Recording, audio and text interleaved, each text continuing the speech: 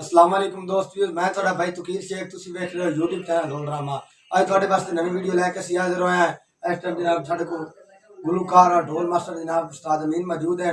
इस जनाब मौला पैंतन पाक दी शान जनाब कसीदा सुनावणगे, पाक नबी दा कलाम सुनावणगे। अगर तुम गया कलाम तुम पसंद आवे साढ़े यूट्यूब चैनल ढोल ड्रामा लाइक और सब्सक्राइब करा, मेहरबानी शुक्रिया जी।